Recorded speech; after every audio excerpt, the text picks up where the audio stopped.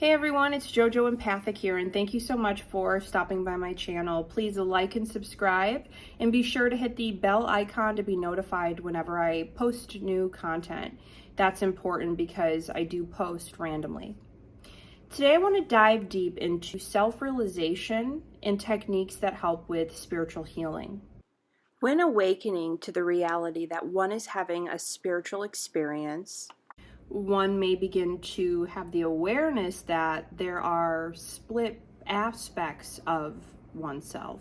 Some may notice this as different sides to themselves. Some may notice this as multiple parts of themselves or multiple personalities within themselves. You may be someone where someone says that person has multiple sides to them, or you may begin to notice that you have multiple sides to you. Astrologically, your signs may also influence you in terms of pulls towards the polar opposites. Whenever one feels pulled between two different sides of oneself, this can lead to feelings of dissociation, disconnect, insecurity, feelings of dissatisfaction, and anxiety. Never feeling satisfied or that there is enough. Many will not even allow themselves the awareness that there are multiple parts of themselves, mainly due to society's programming and the negative stigma surrounding mental health. The need to conform to what society says is right or wrong, or what they may deem as good or bad or sick or well, can really become an energetic block to one's own personal truth and healing journey. We must be able to be open and reflective of our own inner self if we really truly want to move forward with healing. Many times it's often known that we're our biggest enemy, we're our biggest block to our success. So I want to dive into, how does our consciousness become split? Or in other words, how does our soul fragment? Now, this varies from person to person. So we are all relatively more alike than we are different. So we all have this blueprint to where we can go off of. However, everyone's experience is individualized and different. It's unique. For all of us, going back into our mother's womb, before we come to earth, we come from a place of cohesion, unity. It's through our earth experiences that we begin to have frequency interferences to our blueprint. Our blueprint meaning our bodies, our systems, our consciousness. Frequency interference can be both negative and positive. For example, let's say there's a mother carrying a baby and she keeps an internally high frequency and vibration throughout her pregnancy, eating a healthy diet and exercising, staying emotionally balanced as much as she could be, and providing an adequate amount of vitamins and nutrients to the developing baby. These environmental influences are frequencies that will resonate with the developing baby's frequency and cause a positive frequency nourishment, or a positive frequency interference with the developing baby. Alternatively, for example, if a mother carrying a baby is experiencing chronic emotional imbalances and is very stressed out throughout her pregnancy, is unable to provide an adequate amount of vitamins and nutrients to the developing baby, these environmental influences are frequencies that will resonate with the developing baby's frequency and cause a negative frequency interference, which ultimately can lead to the baby's imbalance or disease. This is why our spirit or soul contracts with our parents is so significant to us, our well-being, and our health. We have come to earth to enjoy community. We are social beings by nature. Before we come into our mother's womb, we're in a state of cohesion. With each life, we become closer and closer back to our original source consciousness. When we sign on to earth, we break off into our earth existence. When we're on earth experiencing karmic lessons and evolving, when we choose love, it actually helps to propel us through our lessons onto the next lesson and really aids to the benefit of our spirit evolution. When we choose love, it brings us closer to unconditional love and unity consciousness. From what I can see as a medium, I believe that the point of consciousness to the body is relative. It's different for each person. So I want to talk about this a little bit. For example, let's say there is a spirit that has a contract with a mother and father that says the child is going to be aborted within 8 weeks of pregnancy. Okay, so for that specific child in that specific situation, that spirit may never enter in. However, what takes place with that spirit's developing cells can still impact the spirit. Whereas a spirit that may choose its parents and choose to continue through pregnancy, be born and have a life, that spirit may join the mother or join the cells, join the developing fetus at any various time within pregnancy. We can't ignore that everything has consciousness. So as soon as the cells begin to develop with intention to create a life, consciousness can exist even within the cells. Remember that cells and DNA hold memory, and so this is what, coming from the mother, there is a piece of her consciousness that goes into the physical body of the developing baby. Science explains that between the 24th and the 28th week of gestation, consciousness can begin to form because senses are beginning to form and neural pathways are beginning to connect. The baby's sensory system is beginning to sense, and science would say this is when consciousness can actually form. I would say it's relative to each and every spirit. Each and every contract is different. So whether consciousness begins to attach to the developing cells, the developing embryo, the fetus, or the baby, whenever consciousness is present, there are two opportunities, either to evolve and expand or to shrink and to fragment. We can look at consciousness fragmentation as a survival response to the need to fight or flight. So when this begins to develop for the developing baby, I feel is relative. Modern science is proving that a fetus is able to register its mother's emotional responses in utero. When the developing baby is experiencing a heightened state of chronic stress or experiencing its mother going through a chronic state of stress or fight or flight, one's consciousness may begin to fragment even before birth. So when consciousness is stressed, it will split as a need to protect itself. Consciousness begins to be fragmented in two polar opposite sides. One side that is known as the protector side, and the other side is the side that needs to be protected. This fragmentation begins to form split opposite personalities. Psychologist Carl Jung called this the Siamese twins within, meaning it's the same body but multiple personalities. So what happens as we go through a trauma, the consciousness splits and fragments. We've got the protector side and the side that needs to be protected. What happens is the present consciousness begins to identify with the protector side. Each side of this fragmented consciousness can have its own personalities, its own likes and desires, and this is why many people feel pulled in opposite directions. If one has experienced several unprocessed traumas, many shocks to the system, and even before birth, one may have multiple Siamese twin aspects within them, meaning multiple personalities within. Many times we're unaware of all of these different parts of ourselves. We feel some sort of negative pull, some imbalance, we're tired, we're fatigued.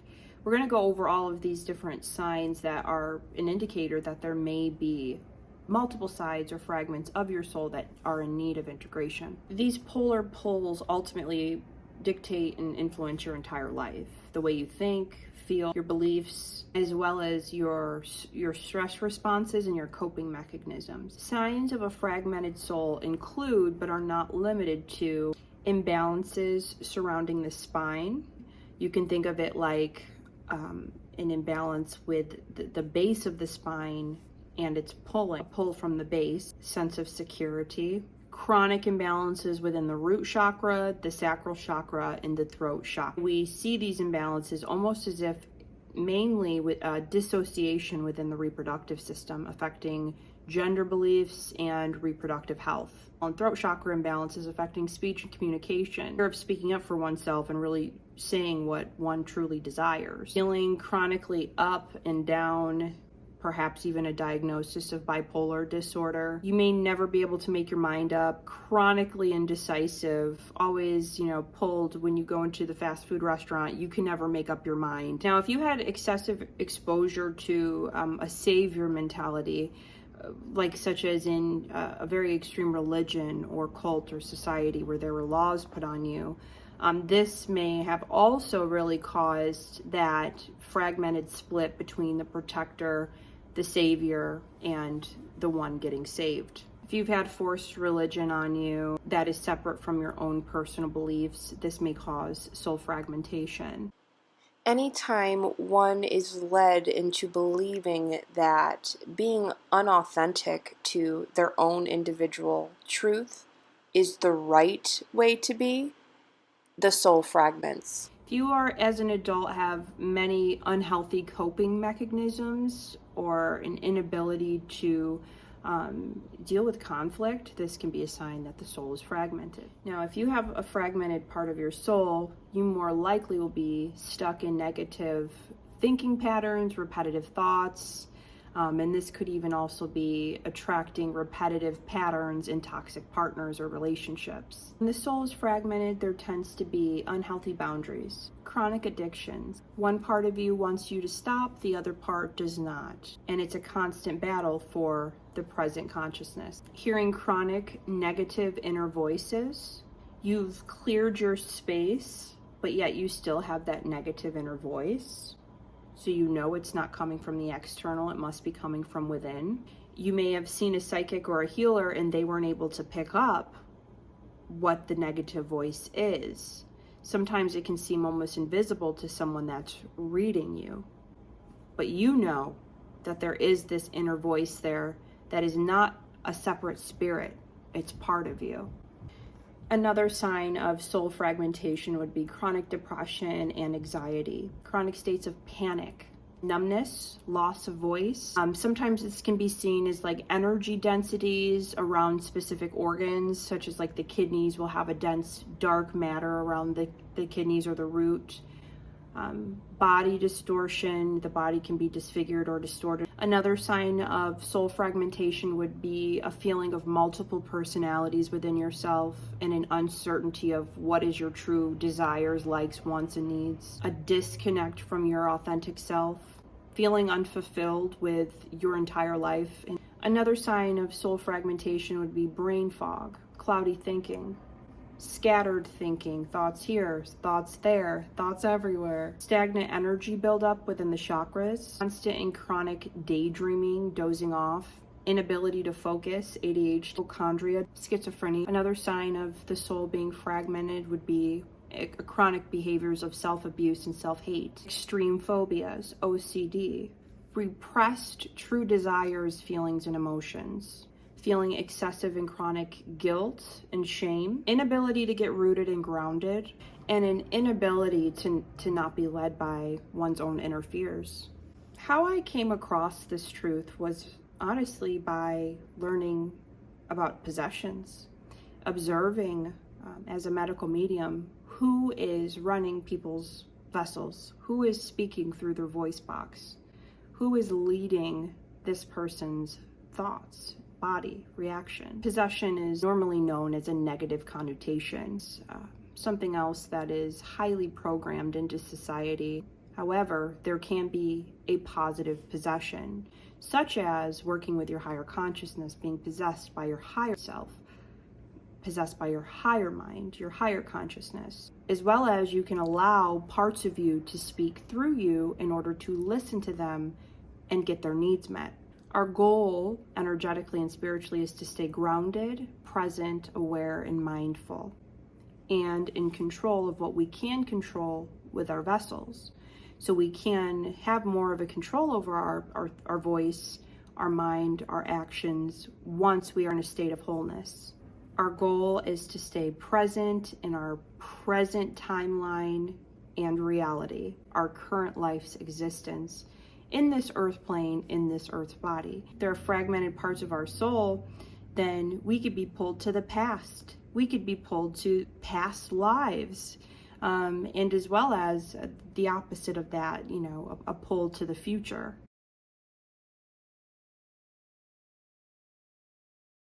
Goal with wholeness is a feeling of self-love, of self-acceptance, self-validation, feeling safe, feeling wanted, feeling loved, and a knowing that things may not be perfect, but things are going to be okay. Having a positive outlook on life. Goal is to be present, aware, and the creator of how your reality is manifesting out. I love me. I know why I'm here. I'm grateful for the experience. I'm confident and I trust the flow. The goal is to be a free thinker, to be able to think for yourself, to follow and choose through your free will what you desire, and not following that part of you that is programmed to liking something or following something or doing something. We're tracing back that fragmented part of your higher consciousness to getting you back into wholeness. I want to provide an example of how a child can begin to develop a fragmented part of their soul, leading to a very significant health imbalance as an adult. Let's say this small child loves cookies, and this child goes and reaches in the cookie jar and grabs a handful of cookies. And the caretaker comes in and begins to yell at this child for taking a handful of cookies.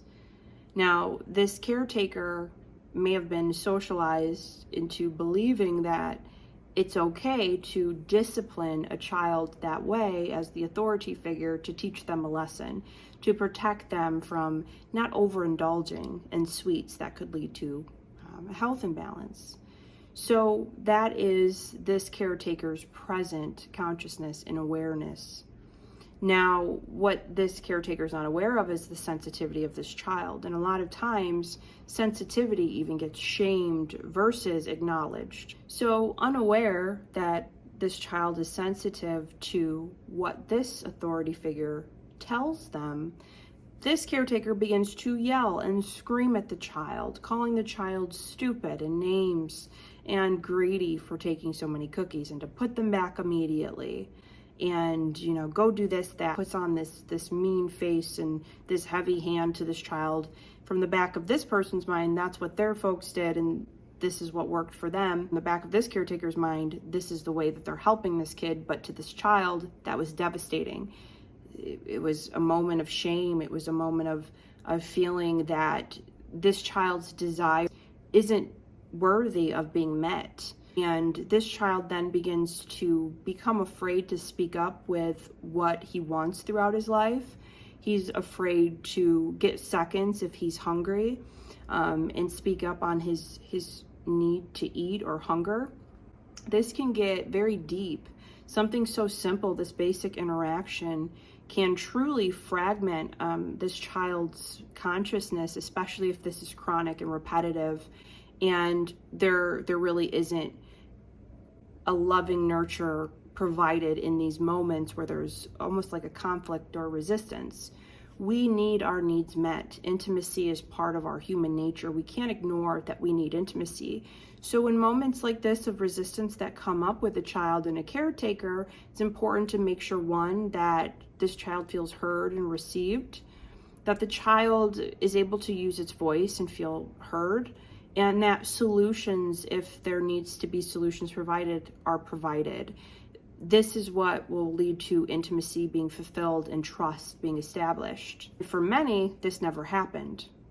For many, the shaming happened and the guilt and self-hate developed. A part of this child is hungry and wants to snack, and there may even be a biological need to get some sort of vitamin, need for energy, for sugar, something. There's another part that is too afraid to speak up on it because he doesn't want to get yelled at or punished. A lot of these different fragments of consciousness happen in childhood, and this is why it's a part of part therapy is known as inner child work. It's in childhood and early infant development that we begin to internalize all of these experiences and develop an identity from our experiences and learned behaviors. Many were born into generations of deep-seated unconsciousness. Today, children are being born into an awakening.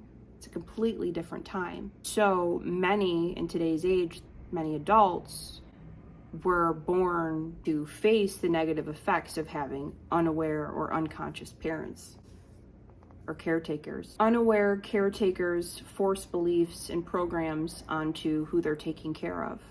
If the caretaker tries to train or teach the child a form of belief systems that do not resonate with the child as truth, and the child begins to form a resistance towards the caretaker, an unconscious caretaker may then try to force this child into believing their own belief systems, and regardless if this is causing distress to the child.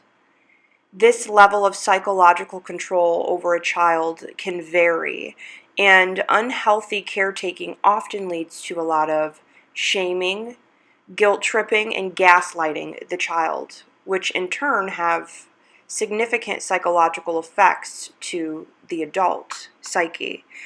Whatever and however this child speaks, responds, acts, becomes identified by the caretaker as false, denying the child's reality as true. The child then begins to internalize this false sense of identity as that they are unwell or wrong, unworthy, and it lowers one's self-empowerment, stripping away the child from his own innate abilities to help and trust himself, leading to soul fragmentation. And what happens is usually when there is an unaware parent that multiple realities exist at once, the child actually begins to be shamed, and that caretaker will try to rope in that child into their own present reality, to try to get them to like what they like, to try to do what they do. And we also see a lot of this type of roping others' realities into our own when it comes to religion and people stepping away from their family's religious beliefs. A lot of shaming takes place here that is very detrimental to the psyche. Chronic gaslighting and shaming, guilt tripping, these all go hand in hand, leading to soul fragmentation. I want to speak on gaslighting a bit. So when a child's reality is different from their caretaker's reality, and the caretaker is unaware of this child's different reality, this caretaker can shame the child for being in this reality. For example, let's say there's a clairvoyant child who goes to his parents and says, "Hey, mom and dad, I just saw a ghost. I just saw a man at the top of the stairs and he waved at me." Well, if the parents lack awareness that clairvoyance even exists and that it exists within us all, then the parent may begin to gaslight the child and say, "Oh, honey, no, you didn't see anything. That's false." What happens in this moment that causes this fragmentation is this child is saying, "What I saw is not true. What I felt from this experience, because I was shocked seeing this spirit, wasn't true, wasn't real, wasn't good. Me speaking up leads to me not being heard, and maybe my reality is not true and I'm cuckoo." So this for many is chronic and continues, and it is in many multiple different ways throughout their lives, where the caretaker who's unaware and unconscious of realities and dimensions and time, awakened consciousness stuff that children are, or principles that kids are being born into now, then this is going to detrimentally affect this person's entire consciousness.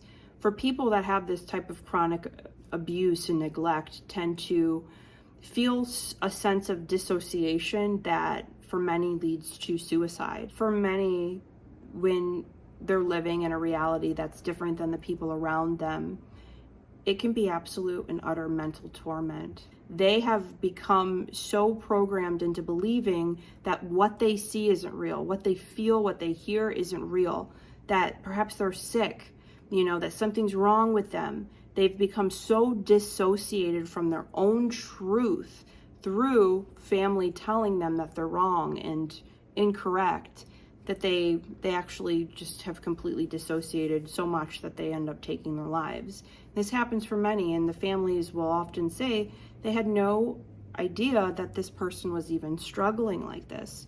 They had no idea that this person was actually living in this reality. Another example of gaslighting is the child that speaks up to his parents and says, I don't feel comfortable with hanging out with this family member. I don't feel comfortable going to this church. I don't feel comfortable going to this doctor. And the caretaker will say, it's not the doctor, the problem is you. You know, it's not the family, the problem is you. You have a problem with everyone. And it comes to find out there was abuse or racism that came to light and surface, and the child was actually very intuitive in reading the energy of this person as corrupt. So we need to stay aware of others' realities. We need to stay aware of others' experiences if we want to truly connect, form healthy boundaries, and develop trust. If we want to make sure children get their needs met, we want to make sure we stay whole and complete. If one had to grow up with severe abandonment imbalances, this can also cause a very deep-seated fragmented wounds within the solar plexus and a disconnect from one's true authentic happiness. When one has extreme authority and discipline put on them from their caretakers, this actually fragments consciousness and causes a disconnect away from God, from faith. A child who's heavily reprehended and disciplined and spanked and beaten begins to believe that authority is disciplining. They begin to believe that God disciplines, that God is punishing. And that's just not true. So the child subconsciously begins to have this programming that then dictates the outcome of their reality and life experiences with this belief system that authority and God is punishing.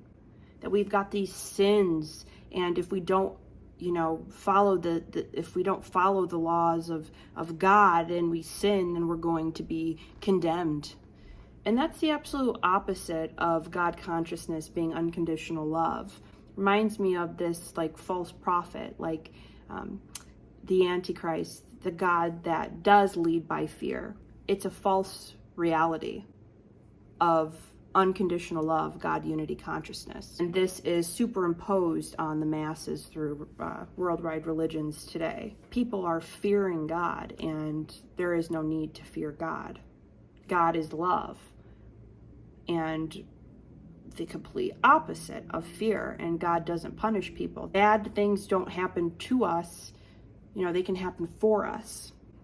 Everything is a lesson. It aids to our evolution back to unity consciousness, back to unconditional love. And so it's important to remember on your self-healing journey, and if you've been working with me and following me for a while, I'm always saying it, energetic and spiritual imbalances are what lead to physical imbalance, such as manifestations of disease, illness, and feeling very unwell. Soul fragmentation can lead to a number of health imbalances and diseases. We can see this even with allergies. Although our societal programming would want to put on us that this victim mindset that allergies are part of our genes and we have no real control over how our body responds to allergies, I believe this is different. So as a medical medium, I do believe allergies, the root cause of allergies are emotional imbalances, perhaps a fragmentation of the soul. I want to give the example of a child allergic to, let's say, a specific medication that's an antibiotic. Let's also say that this child has a hypochondriac parent, and the parent, the caretaker, tends to provide the most attention to whoever's sick in the house. This feeds the parent or the caretaker's needs of feeling needed. Remember, it's like hurt people hurt people. Everything that we do that may be negative or positive, it's always coming from an instinctual need to get needs met, to have that intimacy met. So subconsciously, the child begins to develop an allergy to the medication that would in turn help heal the child. So the body's natural response mechanisms are helping this child to get its needs met by staying sick and getting that special attention from mom. If this child were to take that medication and become healed, then this child may then begin to be ignored by the mother, who would then pay attention to whoever else is sick and leave this child feeling needs unmet.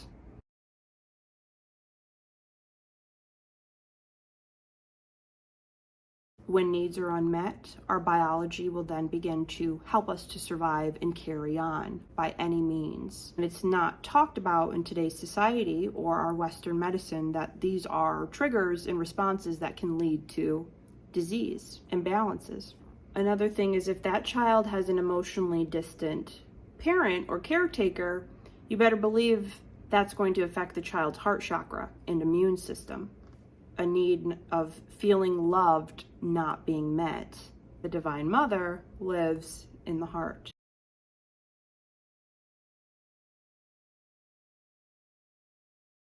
In childhood, chronic abuse, neglect, and emotional distancing will lead to symptoms as an adult, such as self-hate, self-abuse, insecurities, doubt in one's own self-trust and empowerment, personal power and abilities, as well as one's own instincts. Fragmented soul will leave somebody in their present consciousness questioning their own instincts, questioning their own inner voice. And again, the key for caretakers is really just through awareness. Awareness is key. The child's reality may be different from your own, and that is okay. Getting the ego in check and not forcing one's own belief systems on someone else, even if that someone else came from you. Remember, our spirits exist before our earthly mother and fathers. You know, we had a different earthly mother and father prior to. So the spirit's existence is at a specific point in its spirit regression back to unity consciousness that has needs that need to be met. So when we have these fragmented parts of ourselves, the healing can come when we stop, we give attention to both sides of ourselves, we listen, and we give love and nurturing to both sides of ourselves and provide a solution or resolution to both sides of ourselves and integrating both back into one consciousness. True intimacy, which is humans' instinctive need that must be met, is met when community can accept and honor another's reality, feelings, and beliefs, although they may be separate from their own, including providing receptivity. I acknowledge you, I hear you, I feel you, I see you, provide validation, a response, and love. Needs are met, trust is established, and a respect for boundaries is in place. And this leads to feeling whole, feeling complete, and enjoying life, enjoying community. Recognizing this deep truth within oneself should be seen as an opportunity to go back into integration. And when you integrate back, you have a new level of awareness that actually makes you stronger, wiser, more in tune.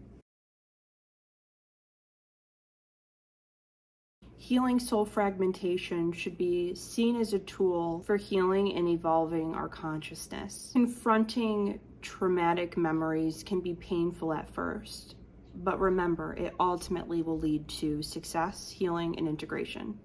Unity is self-love. Integrating our parts as one leads to clarity, less addictions, less pulls and tugs on our consciousness. It leads to certainty, living an authentic and fulfilled life, feeling empowered with the ability to look within oneself for answers and a knowing of what one wants and how to attract it. Healing soul fragmentation leads to happiness and a higher mind connection. Many do not have the awareness that their higher consciousness is their connection to all that exists in their infinite power. Many do not know how to access information from within themselves and are seeking answers for problems with the lack of awareness that their spiritual development can be their total solution. Knowing thyself and staying true to oneself leads to balance. With a fragmented soul, avoidance won't work. We must acknowledge each and every part of us in order to move forward with wholeness. A fragmented soul can even come prior to our lifetime here, such as ancestral fragments or past life fragments that influence us in our consciousness. Cells and DNA hold memory. They hold frequencies. So as we are doing our shadow work and looking within us, we want to sit back and really listen to each part of us, each voice, each pull, begin to recognize the split and ask to be shown what is needed in order for true healing to happen, for resolve to happen, for needs to be met, and for there to be a oneness again. Now, I recently came up with a guided meditation to assist you with these techniques. I offer a 50-minute guided inner child meditation that you can download as an audio file and play this at your convenience. You can get comfortable, put on some headphones or play it out loud, and I guide you through an inner child meditation that is very powerful and transformative. It's deep energy healing. I also offer a 40-minute soul fragmentation parts healing guided meditation that is very similar to the inner child meditation. You may want both, and you may more likely are going to be using these several times throughout your healing journey. You're going to find them so beneficial. I walk you through the entire process that's going to lead to more wholeness, more completion, more unity, and more clarity for you. You deserve to feel well and peace and to enjoy your life experience. You should never feel shame for not feeling well or going through an illness, disease, or health imbalance. It's part of the path that we are energetic beings having this spiritual experience, dealing with different frequencies, communicating and interacting with different frequencies as communal beings. And so it is our responsibility to make sure we manage our energy spaces. And through society programming, this is not instilled. We aren't given the tools through our early educational systems to really look into the truth of realities. I want to help you to feel this sense of wholeness. So if you would like a one-on-one session, I can offer a guided inner child healing or soul fragmentation healing through a 1-hour reading. I also offer intuitive healing sessions where I work with your inner child at various energy points within your body to provide timeline healing for deep quantum energy healing. Thank you so much. I hope you enjoyed this video. Again, please like and subscribe and drop a comment. I'd love to hear your feedback. I feel that as a collective, this is such a major topic, and it's so deep and complex. So again, even though we all are so similar with this blueprint, we all have a body and chakra systems, and we all get here essentially in the same way. It varies just to so many different extents and with so many different realities existing at once. And that's the most beautiful thing about spirituality, is that it is accepting, it is inviting, and all encompassing of unconditional love, all parts. So continue with your soul searching and your shadow work. I'm here to support you along the way. Thank you so much for watching today's video. Talk to you soon.